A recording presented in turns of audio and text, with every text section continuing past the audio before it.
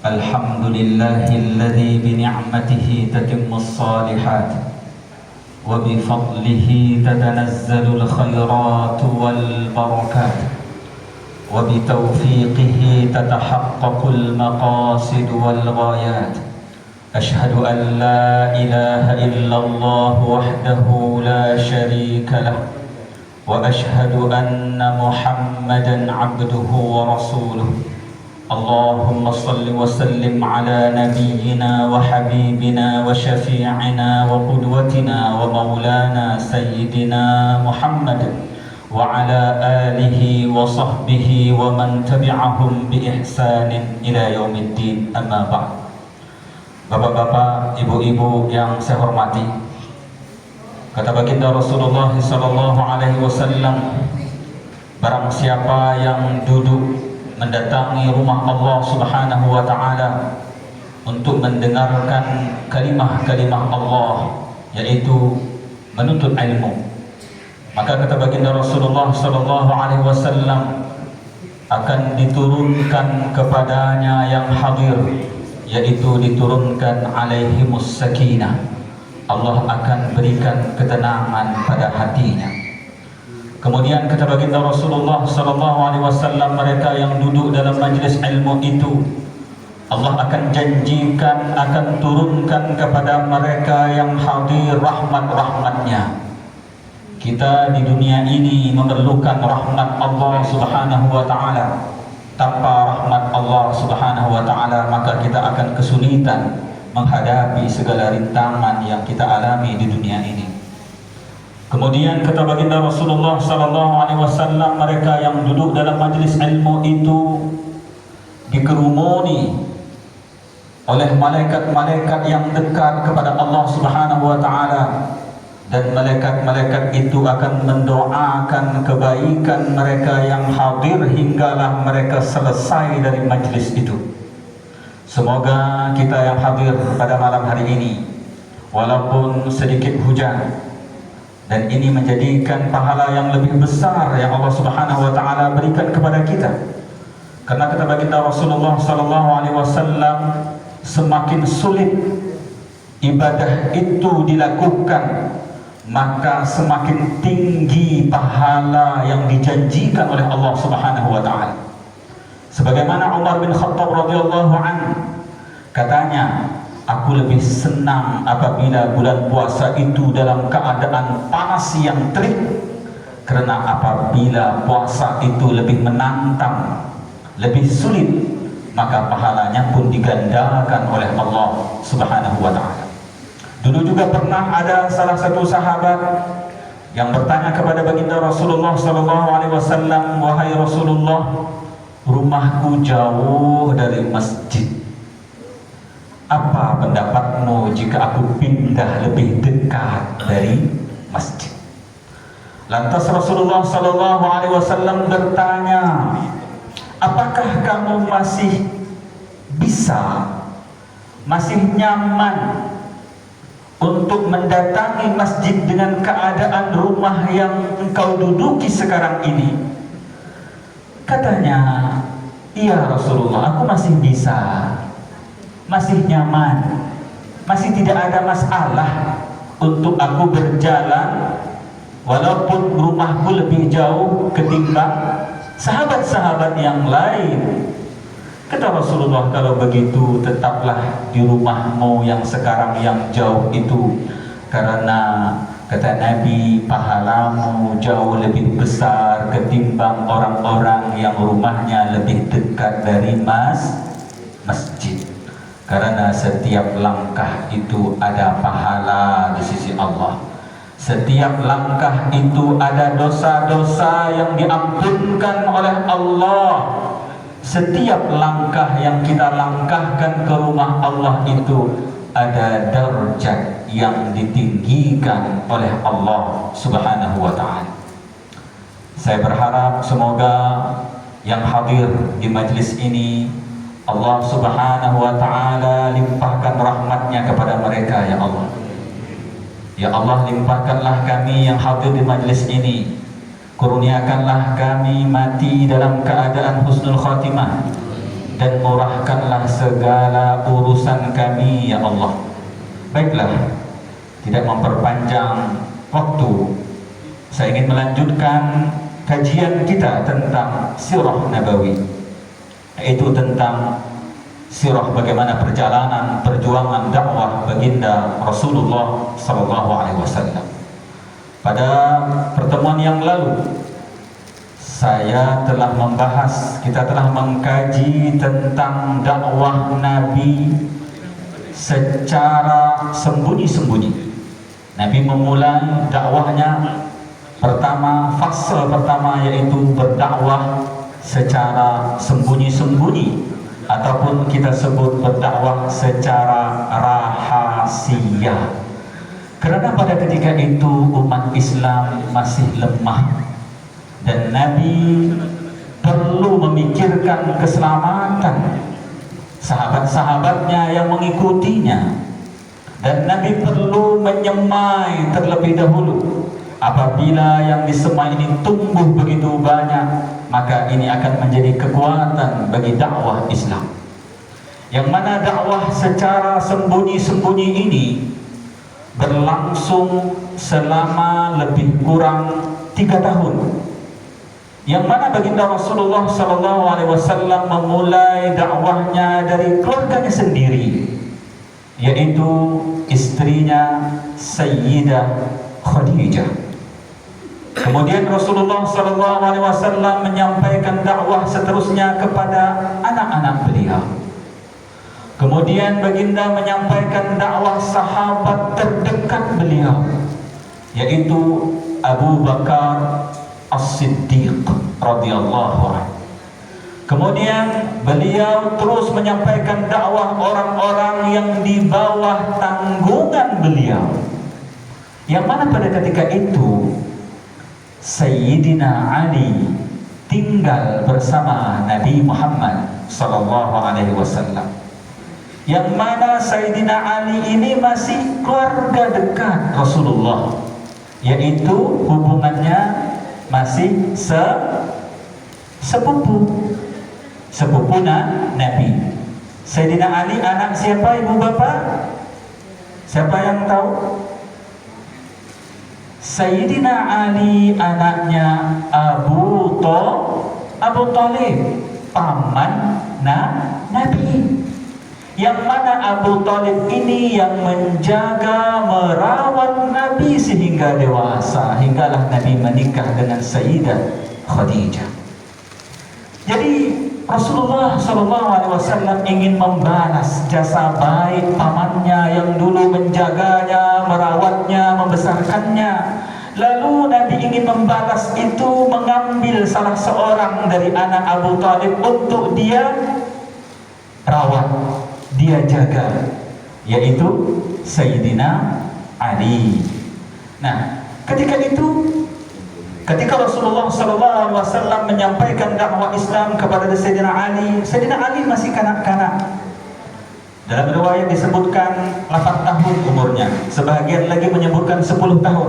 Yang jelas masih SD pada ketika itu, masih kecil sekali. Kemudian setelah itu, orang yang juga pertama dalam menyambut dakwah Rasulullah SAW adalah Zaid bin Harisah. Beliau ini adalah budak, yang mana Zaid bin Harisah ini seorang hamba yang dibeli oleh ponakan Sayyidah Khadijah, istri Nabi. Jadi ponakannya memberikan hadiah kepada Siti Khadijah seorang budak yang bernama Zaid bin Harisah. Nah, lalu Zaid bin Harisah ini diserahkan oleh Siti Khadijah kepada Rasulullah SAW, dan Nabi memerdekakannya, padahal sebelumnya seorang budak. Dan Zaid ini karena tinggal bersama Nabi, dia juga adalah termasuk orang-orang yang pertama masuk Islam. Jadi termasuk orang yang pertama masuk Islam. Bahkan Nabi bukan saja memerdekakan Zaid bin Harisah, bahkan Nabi menganggap Zaid bin Harisah ini seperti anaknya sendiri. Sehingga para sahabat menyebut Zaid bin Harisah ini dengan dibinkan kepada Nabi Muhammad SAW. Mereka sebut Zaid bin Muhammad. Sehinggalah turun ayat melarang itu, nggak boleh mengebinkan yang bukan ayah aslinya, walaupun dijaga sejak kecil. Jadi tidak boleh. Akhirnya yang berpotensi menyampaikan dakwah lebih luas pada ketika itu adalah yang paling dewasa, yaitu Abu Bakar. Karena Sayyidina Ali masih kecil, Zaid bin Harisah ini juga orang biasa, seorang budak.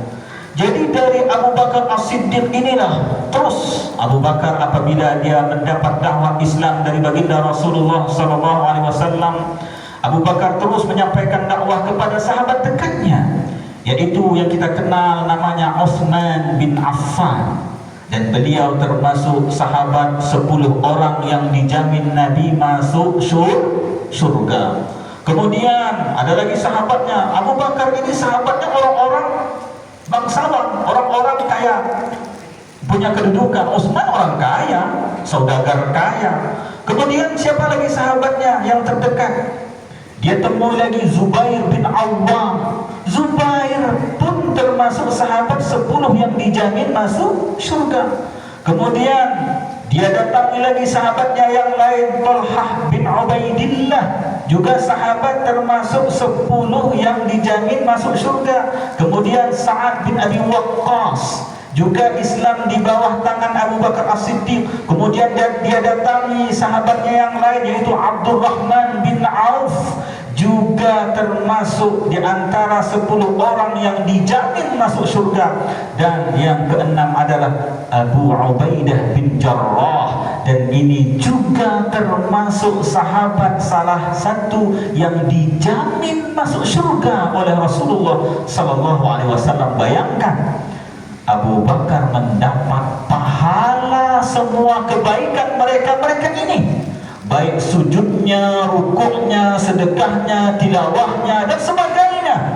Semua itu yang panen pahalanya adalah Abu Bakar As-Siddiq.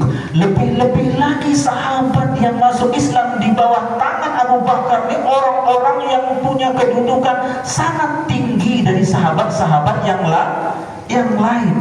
Oleh karena itu, Abu Bakar memang kedudukannya tidak bisa ditandingi oleh sahabat-sahabat yang lain, karena beliau adalah orang yang utama dari dewasa yang menyambut dakwah baginda Rasulullah SAW. Kemudian ibu bapak, dari mereka ini Islam terus berkembang. Dari sahabat-sahabat ini terus mereka menyebarkan agama Islam, sehingga kata Ibnu Hisham lebih dari 40 orang hingga 50 orang, dalam riwayat menyebutkan 60 orang.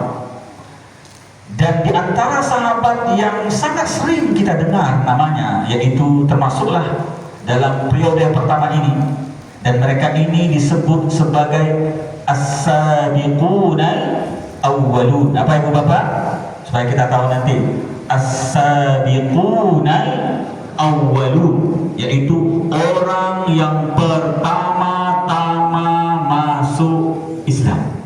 Nah, ini digelar oleh Allah dan Rasulnya, bahkan ada ayat yang turun khusus untuk memuji mereka-mereka ini, yaitu kita sebut as-sabiqun al-awwalun.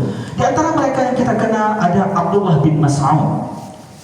Abdullah bin Mas'ud ini adalah sahabat Nabi yang sangat mahir bacaan Al-Quran. Kata Nabi, kalau kalian ingin mendengar bacaan seperti yang diturunkan Jibril, maka dengarkanlah bacaan Ibnu Mas'ud. Dan bahkan Ibnu Mas'ud nih kalau baca Al-Quran membuat Nabi meneteskan air mata. Itu Abdullah bin Mas'ud. Kemudian ada lagi sahabat yang masuk dalam gelombang yang pertama ini, yaitu Arqam bin Abil Arqam. Dan ini sahabat yang sangat mempunyai peranan penting dalam dakwah Nabi, karena rumah dia dipakai oleh Nabi untuk berdakwah secara rahasia. Bayangkan, rumah kita mendapat dipilih oleh Nabi untuk berdakwah awal-awal dakwah, yaitu disebut dakwah secara sembunyi-sembunyi, yang kita sebut rumah itu Darul Arqam. Kita sebut namanya Darul Arqam, supaya kita belajar sirah ini kita juga dengar istilah-istilah itu nanti. Jadi di Darul Arqam inilah Nabi mengajar sahabat-sahabatnya tentang Islam, tapi masih sembunyi, masih tutup pintu, masih supaya sahabat-sahabat yang masuk Islam ini tidak ketahuan oleh orang lain, sehingga mereka tidak diganggu. Kemudian ada lagi, kenapa? Ada yang bertanya, kenapa Nabi diantaranya pilih rumah Arqam ini, Arqam bin Abil Arqam? Kata para ulama, karena rumah Arqam ini paling terpencil, agak jauh dari kafir-kafir Quraisy, jadi lebih aman, lebih selamat. Dia paling hujung. Jadi Nabi pilih, kayaknya untuk menyampaikan dakwah rumah ini lebih sesuai dari gangguan kafir Quraisy. Nah, pada periode pertama ini juga masuk Islam namanya Sa'id bin Zaid. Sa'id bin Zaid adalah salah satu sahabat yang dijamin masuk surga oleh Nabi. Di antara 10 orang yang dijamin Nabi masuk surga itu ada nama Sa'id bin Zaid. Kemudian nama yang tak asing masuk jugalah pada periode ini Bilal bin Rabah. Nah, Bilal bin Rabah itu masuk Islam ketika periode dakwah sembunyi-sembunyi. Tapi ketika itu dia belum disiksa karena majikannya belum tahu. Dia belum tahu bahwa Bilal bin Rabah Islam, dakwahnya masih, Bilal ibadahnya masih sembunyi-sembunyi, nggak kelihatan. Jadi ketika itu mereka nggak menampakkan keislaman.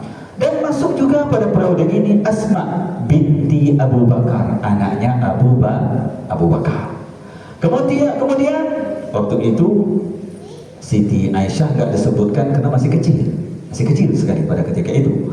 Kemudian masuk juga pada periode ini Fatimah binti Al-Khattab, adiknya Umar bin Khattab. Nah, ini yang ditempeleng oleh Umar. Waktu itu Umar belum Islam, melihat adiknya baca Al-Quran. Kaget, apa yang kamu baca ini? Kata Umar. Waktu itu Umar belum Islam, mau ditempelengnya adiknya karena mendengar bacaan apa ini? Kata Umar bin Khattab ini. Jadi Umar periode pertama belum masuk Islam, tapi adiknya sudah masuk Islam. Kemudian masuk juga Khabbab bin Al-Arat, ini sahabat yang juga terkenal. Dan masuk juga pada periode ini yang kita kenal namanya Mus'ab bin Umair. Nah, Mus'ab bin Umair nama yang gak asing di telinga kita. Dan masuk juga periode ini namanya Ammar bin Yasir, ya, yang disiksa. Tapi sebelum itu mereka belum disiksa karena majikannya belum tahu. Kemudian masuk lagi ayahnya Yasir dan istrinya Sumayyah.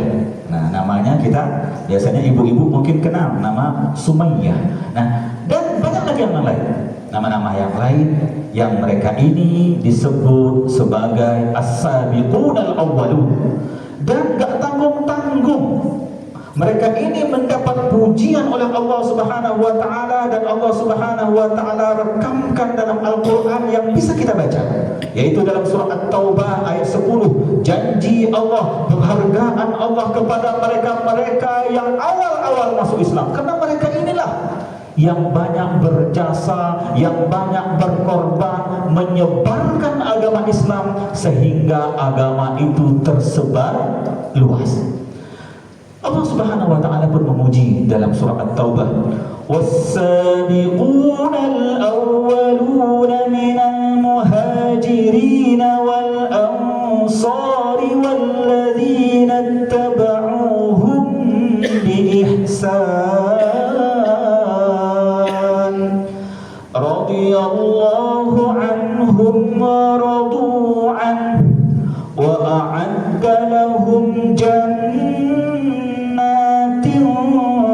tajri tahtahal anhar khalidina fiha abada dzalikal fawzul azim. Nah, ini pujian Allah untuk mereka as-sabiqun al-awwalun. Kata Allah Subhanahu wa taala, orang-orang yang terdahulu lagi yang pertama-tama masuk Islam di antara orang-orang Muhajirin dan Ansar dan orang-orang yang mengikuti mereka dengan baik, Allah redha kepada mereka dan mereka pun redha kepada Allah Subhanahu wa taala. Apa kata Allah? Allah menyediakan bagi mereka surga-surga yang mengalir di bawahnya sungai-sungai yang indah. Jadi Allah janjikan kepada as-sabiqun al-awwalun surga yang di bawahnya mengalir sungai-sungai yang indah. Allah tahu banget kesukaan kita itu di depan rumah kita ada pantai, ada air. Kita suka begitu. Allah pun menyediakan surga kita nanti di akhirat, bahkan bukan saja di depan kita, di bawah kamar kita, di bawah istana kita, kita bisa melihat indahnya batu karang, kita bisa melihat indahnya ikan-ikan di lautan. Inilah hadiah bagi Allah, dari Allah Subhanahu wa taala bagi mereka-mereka yang bertakwa kepada Allah Subhanahu wa taala. Kata Allah, aku menyediakan bagi mereka surga-surga yang mengalir sungai-sungai di bawahnya. Mereka kekal di dalamnya selama-lamanya. Jadi mereka terus merasakan kenikmatan. Enggak ada kadang nikmat, kadang enggak nikmat. Kadang sehat, kadang sakit. Oh, enggak ada di surga. Pusing, demam, sakit perut, oh itu enggak ada. Nah, jadi ibu bapak jangan, enggak ada tuh obat-obat, tukang urut, enggak ada. Nah, enggak ada di surga. Mereka kekal dalam kenikmatan dari Allah Subhanahu wa taala atas balasan kesabaran, ketakwaan, kesungguhan mereka. Kata Allah, itulah kata Allah sebagai kemenangan, hadiah yang agung dari Allah Subhanahu wa taala. Nah, ini Allah sebut khusus as-sabiquna awwalun. Jadi mereka mendapat kedudukan yang spesial berbanding sahabat-sahabat yang lain. Kemudian ketika dakwah ini masih secara sembunyi-sembunyi, Abu Bakar, ibu bapak, enggak sabar saking semangatnya Abu Bakar ini. Jadi ketika 3 tahun itu, Abu Bakar ini ibu bapak enggak sabar pengen Nabi, kapan kita mulai dakwah ini dengan terang-terangan. Kata Nabi, nanti dulu, kita masih lemah, bahaya Abu Bakar, bahaya. Gak apa-apa Nabi, hari-hari bujuk Nabi, ya Rasulullah, izinkan aku mau menyampaikan ceramah pidato di khalayak kafir Quraisy tentang Islam ini. Jangan, kata Nabi, bahaya. Setiap hari bujuk Nabi, kata Siti Aisyah, dan disebutkan oleh dalam kitab Bidayah wa Nihayah Ibnu Katsir kisah ini. Jadi sering Abu Bakar bujuk Nabi, kapan dakwah ini kita viralkan, dakwah secara terang-terangan, nanti dulu. Akhirnya kata Siti Aisyah, karena sering minta kepada Nabi, jadi orang kalau imannya sudah kuat, enggak ada takutnya ibu bapak, enggak ada takutnya itu. Saking kuatnya imannya Abu Bakar As-Siddiq, Nabi khawatir, jangan dulu, kena bahaya ini. Tapi bujuk-bujuk, gak apa-apa Rasul, izinkan aku untuk menyampaikan dakwah Islam ini kepada semua kafir Quraisy. Akhirnya ibu bapak, ya udah kata Nabi, kamu sampaikanlah. Pada ketika itu dia berdiri di sisi Ka'bah. Ketika orang-orang pada ketika itu keliling masih menyembah berhala, ratusan berhala masih mengelilingi Ka'bah. Ketika orang sedang ibadah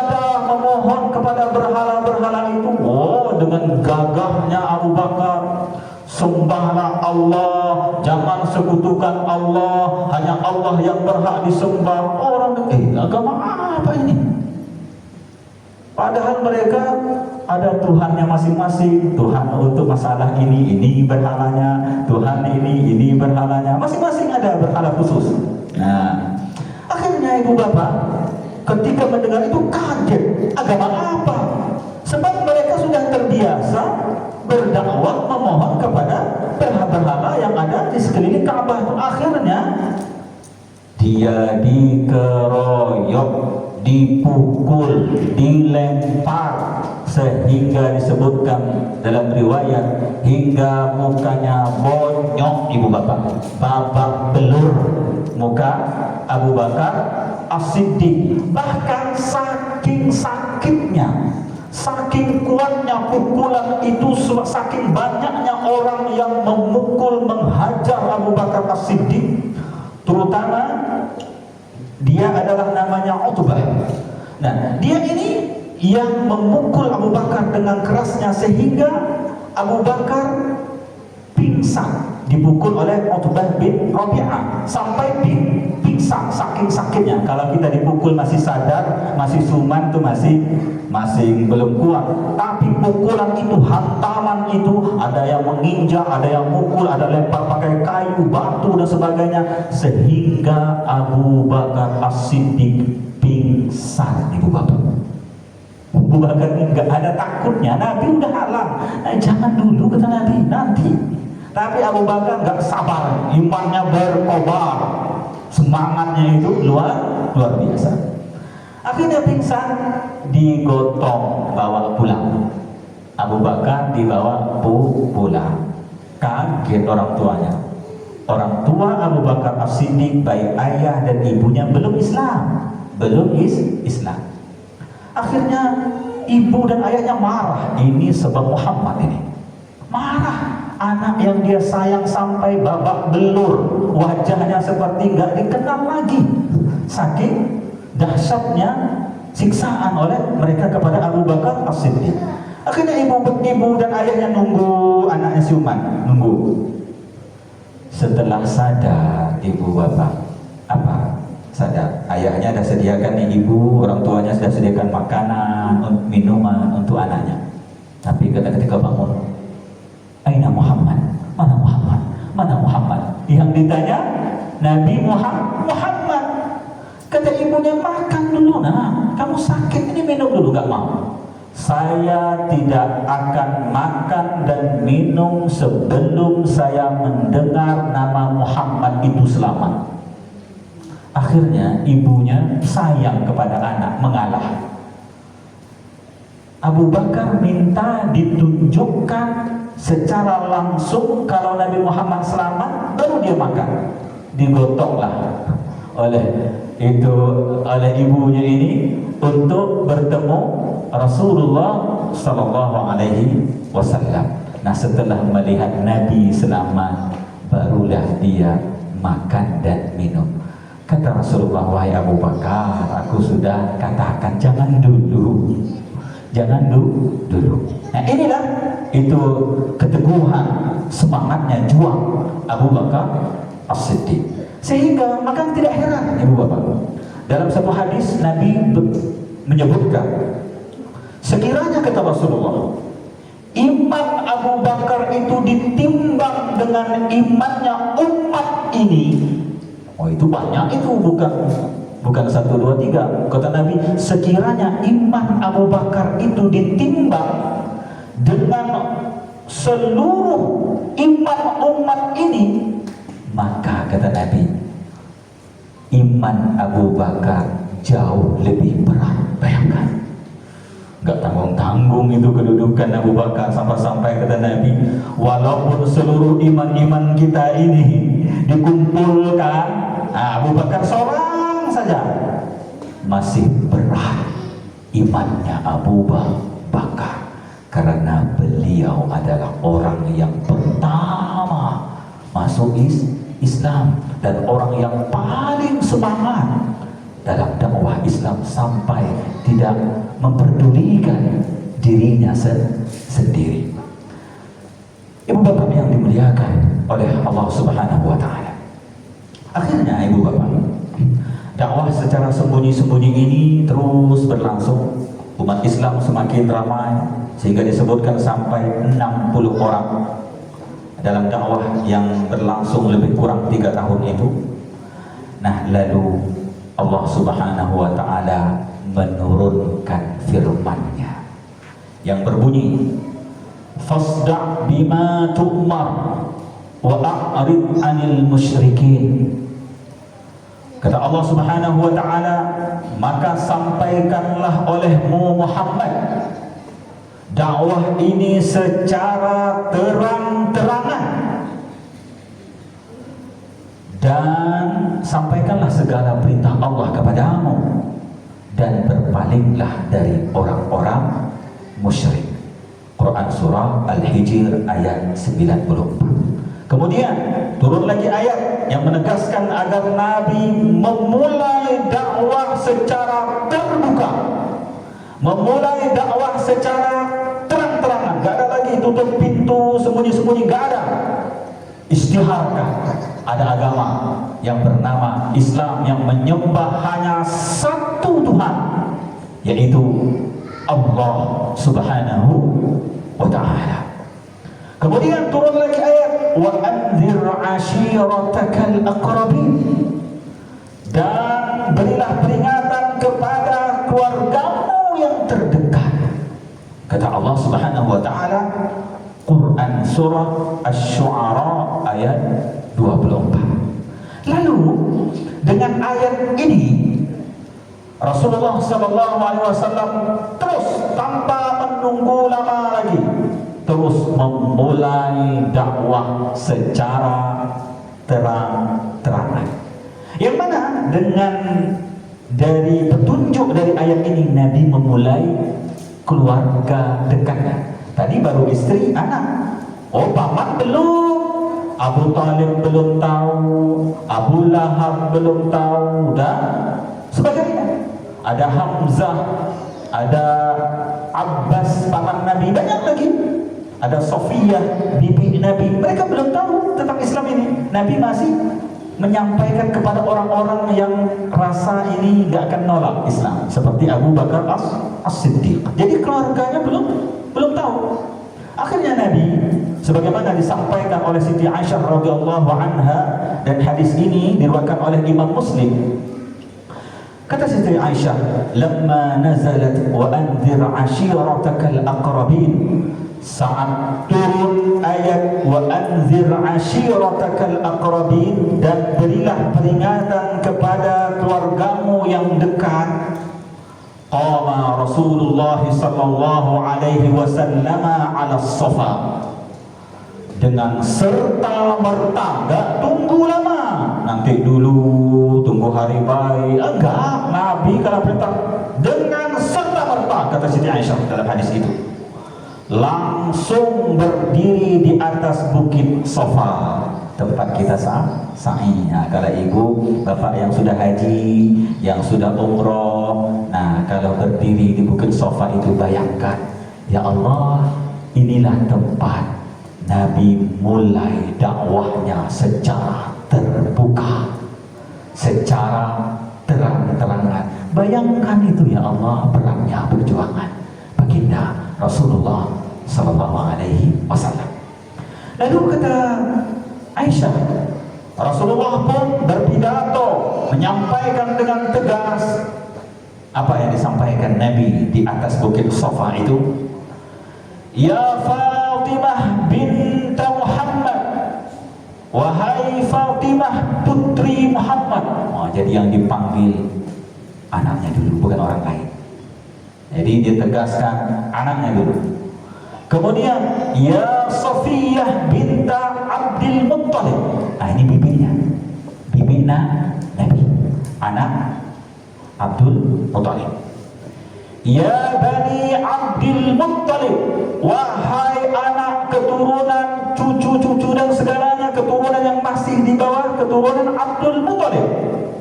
Apa kata Nabi? La amliku lakum minallahi syai'a. saluni min malin ma syi'tum. Kata baginda Rasulullah sallallahu alaihi wasallam, sesungguhnya aku tidak bisa menolong kalian di akhirat nanti sama sekali jika kalian tidak menyembah Allah. Jadi Nabi tegaskan kepada anaknya, kepada bibinya, orang-orang yang terdekat, Nabi tegaskan, aku tidak bisa menolong kalian di akhirat nanti. Ini pesan bagi kita, ibu bapak. Jangan terlalu berharap dengan kesolehan orang tua kita. Jangan terlalu berharap dengan kesolehan anak-anak kita, cucu-cucu kita, sehingga kita berharap mereka lah yang menyelamatkan kita. Belum tentu mereka ini diizinkan oleh Allah Subhanahu wa ta'ala. Sebagaimana Nabi sebutkan, ya Fatimah, ya Safiyah, bibiku, aku wahai keturunan Abdul Muttalib, kita semua masih satu keluarga dekat. Aku gak bisa menolong kalian di akhirat nanti jika kalian masih menyembah berhala, kata baginda Rasulullah sallallahu alaihi wasallam. Dan ini tegas, enggak ada itu keturunan ini lebih mulia, menganggap dialah sebagai ahli surga, enggak ada itu. Sebagaimana kata Rasulullah, tidak ada bedanya Arab dan bukan Arab, yang paling mulia, yang paling takwa di sisi Allah Subhanahu wa ta'ala. Enggak ada itu keturunan ini yang paling mulia, Gus ini yang mulia dan sebagainya, keturunan yang mereka mengklaim yang paling mulia. Yang paling mulia adalah di sisi Allah Subhanahu wa ta'ala, yang paling takwa di sisi Allah Subhanahu wa ta'ala. Kemudian kata Rasulullah sallallahu alaihi wasallam, jika kalian ingin harta, itu bisa aku kasih. Kalau kalian pengen bantuanku berupa harta atau apalah pertolongan dunia, itu bisa aku bantu, maka mintalah kepada aku. Tapi untuk keselamatan di akhirat itu bukan hakku, itu adalah sepenuhnya keputusan Allah Subhanahu wa ta'ala. Kita masih ingat kisah Nabi Lut alaihi salam. Tidak bisa, walaupun dia seorang nabi, tidak bisa menyelamatkan istri tercintanya dari azab Allah Subhanahu wa ta'ala. Kita masih ingat kisah Nabi Nuh alaihi salam. Tidak bisa menyelamatkan anak yang dia cintai dari banjir yang begitu besar dari azab Allah Subhanahu wa ta'ala. Dan termasuk yang ditenggelamkan oleh Allah Subhanahu wa ta'ala pada ketika itu istrinya yang ingkar, tidak mau mendengar dakwahnya. Semuanya ditenggelamkan oleh Allah Subhanahu wa ta'ala, padahal suaminya seorang nabi. Kan'an, ayahnya seorang nabi, yaitu Nabi Nuh alaihi salam, tidak bisa diselamatkan dari azab Allah Subhanahu wa ta'ala. Apalagi kita, ayah kita bukan nabi, anak kita bukan nabi, berangan-angan nanti gak apa, anak cucuku ada kok yang soleh, dia inilah nanti yang menyelamatkanku dari azab Allah Subhanahu wa ta'ala, sedangkan dirinya sendiri jauh dari Allah Subhanahu wa ta'ala. Bahaya orang yang seperti ini, yang hanya mengandalkan kesolehan keturunannya. Jadi dari ini ditegaskan juga supaya kita sadar dari apa yang disampaikan oleh Rasulullah sallallahu alaihi wasallam. Bahkan Nabi sendiri tidak bisa menyelamatkan paman yang banyak berjasa kepada beliau, yang banyak menolong dakwah beliau, yang menjaga beliau, yaitu Abu Talib. Gak ada kurangnya. Ya Allah, perjuangan Abu Talib ini untuk membentengi, melindungi dakwah Nabi sangat besar. Tapi Nabi Muhammad pun tidak bisa menyelamatkan paman tercintanya, yaitu Abu Talib. Oleh karena itu Allah Subhanahu wa taala tegaskan agar kita merenung dalam Al-Qur'an, dalam surah Al-Kahfi, al-malu wal banuna zinatul hayatid dunya wal baqiyatus salihat khairun 'inda rabbika thawaban wa khairun amala. Apa kata Allah Subhanahu wa taala? Harta dan anak-anak adalah perhiasan dunia. Ya, harta itu kebanggaan dunia. Anak cucu itu kebanggaan dunia. Tapi kata Allah Subhanahu wa taala, amalan-amalan yang kekal lagi soleh adalah lebih baik ketimbang anak-anak itu. Jadi jangan terlalu berharap kesolehan anak kita, kesolehan keturunan kita. Amal-amal soleh kamu itu lebih baik untuk kamu andalkan menjadi harapan sebagai penolongmu di akhirat. Jadi seperti itu. Mungkin kita nanti akan sambung lagi selanjutnya. Setidak-tidaknya dari ayat ini kita merenung bahwa sesungguhnya yang paling baik bekal kita di akhirat adalah amal kesolehan kita sendiri. Wallahu a'lam. Rasulullah sallallahu alaihi wasallam memulai dakwahnya secara terang-terangan kepada keluarga dekatnya, yaitu keturunan dari Abdul Muthalib. Padahal Quraisy itu banyak, mereka banyak suku, bani-bani.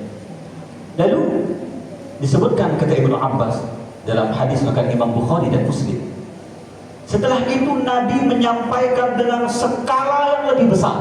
Nah, tadi keluarga masih keluarga satu datuk, satu kakek. Jadi Nabi menyampaikan dengan skala yang lebih besar, yaitu semua orang-orang Quraisy diundang oleh Nabi, dipanggil oleh Nabi. Sebagaimana kata Ibnu Abbas, Rasulullah pun naik sama di Bukit Safa. Jadi Nabi tetap memilih Bukit Safa.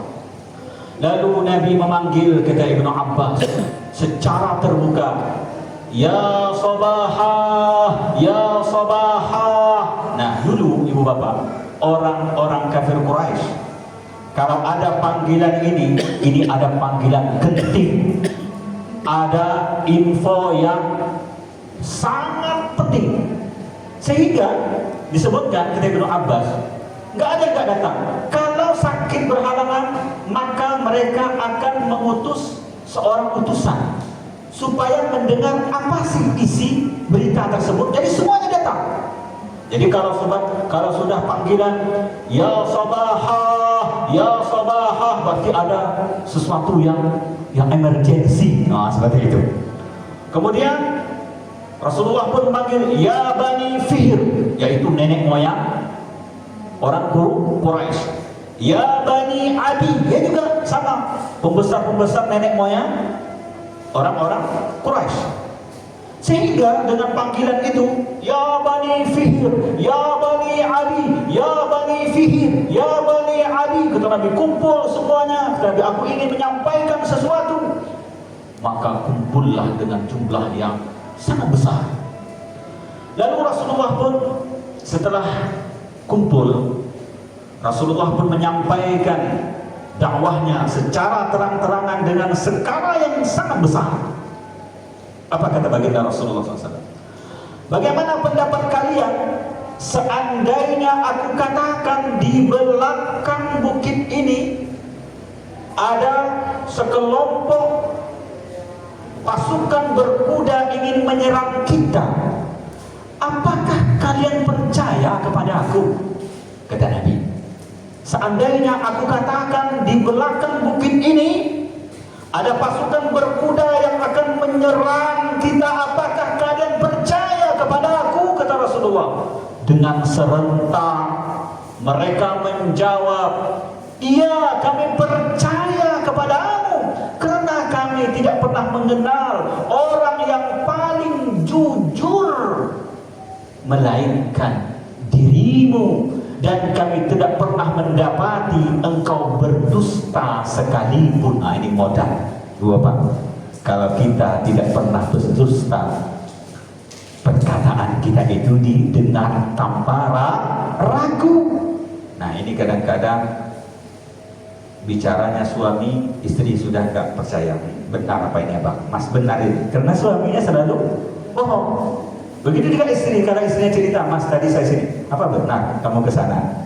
Suaminya juga nggak percaya kepada istrinya karena istrinya suka bohong. Maka dari itu, kalau kita ingin dipercayai supaya orang tidak ragu apa yang kita sampaikan, jangan pernah kita berbohong. Lalu kata Rasulullah Sallallahu Alaihi Wasallam, kata Nabi pun melanjutkan. Kata Rasulullah melanjutkan dakwahnya, sesungguhnya aku adalah utusan Allah. Kaget, oh ada Nabi baru. Tadi nggak tahu, belum tahu.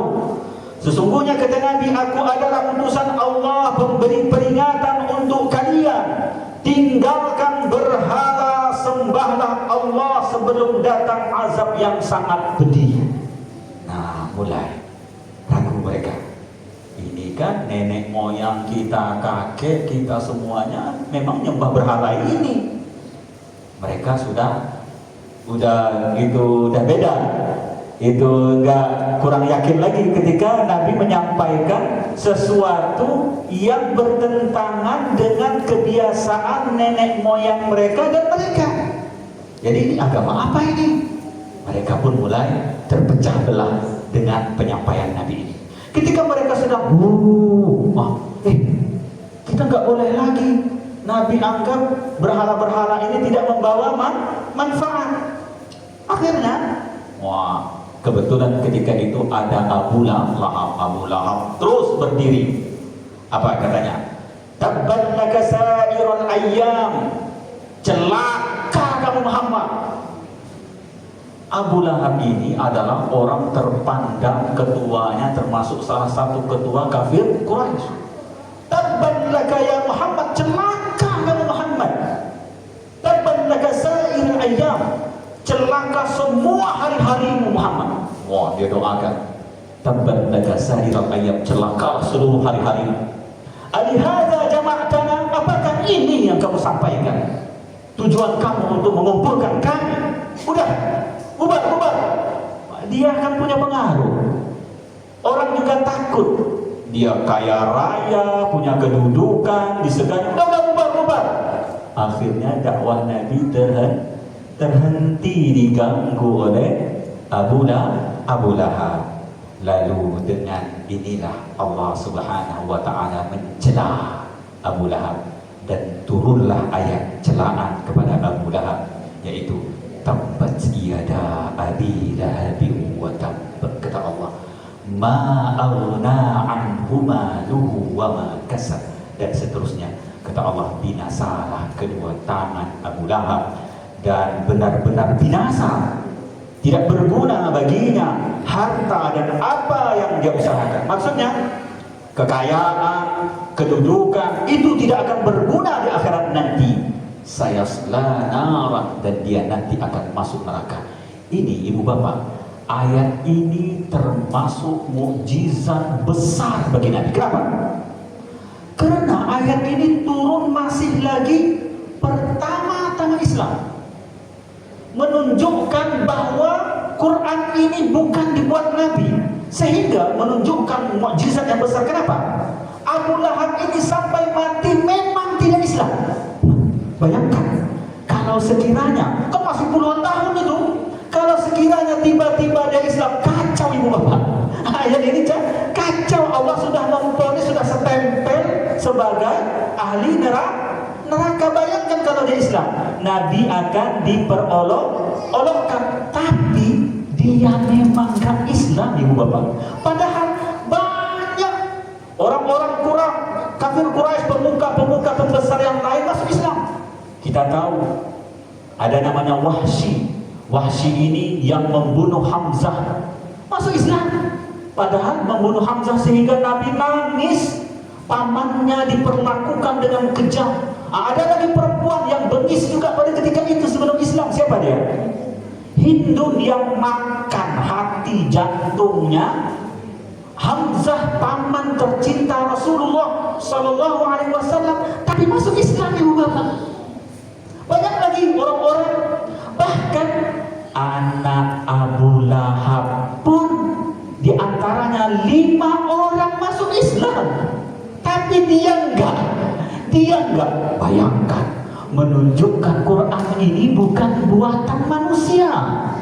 Ini adalah murni dari Allah Subhanahu wa ta'ala. Bahkan kata para ulama, anak-anaknya seperti Durrah, Khalidah, Azzah, Utbah, Mu'tib dan sebagainya, mereka ini masuk Islam. Bahkan mereka pun ketika salat, tabbat yada abi lahabi wa tab. Yang dia hina itu siapa? Bapaknya. Ini Islam. Jadi kata kepada ulama menunjukkan Islam gak ada toleransi dalam akidah. Apabila sudah berpisah agama, gak ada kompromi. Kita sudah beda. Jadi bahkan mereka ketika baca Al-Quran, mereka kan rajin mengulang Al-Quran. Mereka baca tabbat yada abi lahabin wa tab ma aghna anhu maluhu wa ma kasab. Inilah, oleh karena itu sebagai penutup, ibu bapak, kita bersyukur dipilih oleh Allah sebagai Islam. Bersyukurlah ibu bapak. Jaga agama ini. Jangan malas-malasan menunaikan perintah Allah. Bersyukur kita dipilih oleh Allah tanpa susah payah ibu bapak, tanpa perlu penyiksaan, tanpa perlu dibaikon. Tapi kenapa masjid kita masih sepi? Tidak menghargai hidayah yang Allah Subhanahu wa ta'ala berikan. Kenapa majelis ilmu masih sepi? Seolah-olah mereka tidak memerlukan ilmu agama. Padahal seharusnya ini adalah nikmat yang sangat besar yang Allah Subhanahu wa ta'ala karuniakan kepada kita. Bahkan paman Nabi pun tidak mendapat nikmat yang besar ini. Mungkin itu saja sebagai renungan bagi kita. Semoga kita tetap dimatikan dalam keadaan husnul khatimah. Itu saja yang dapat saya sampaikan. Apa yang baik itu dari Allah Subhanahu wa ta'ala, yang salah itu dari diri saya sendiri. Baiklah, marilah kita tutup kajian kita bersama-sama dengan pembacaan doa. A'udzu billahi minasy syaithanir rajim. Bismillahirrahmanirrahim. Alhamdulillahi rabbil alamin. Wassalatu wassalamu ala asyrafil anbiya'i wal mursalin wa ala alihi wa sahbihi ajma'in. Allahumma ja'al jam'ana hadha jam'an marhuma wa tafarruqana min ba'dihi tafarruqan معصوما. اللهم إنا نسألك الهدى والتقى والعفاف والغنى.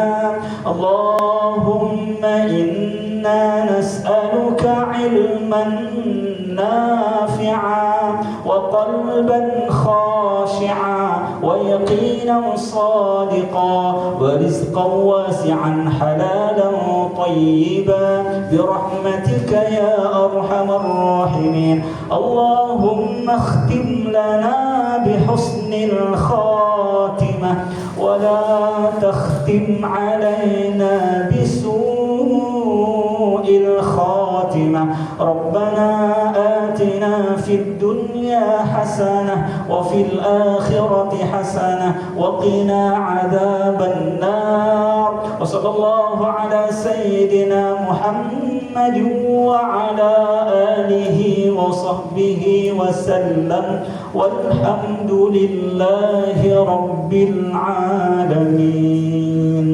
Assalamualaikum warahmatullahi wabarakatuh. Waalaikumsalam warahmatullahi wabarakatuh. Terima kasih.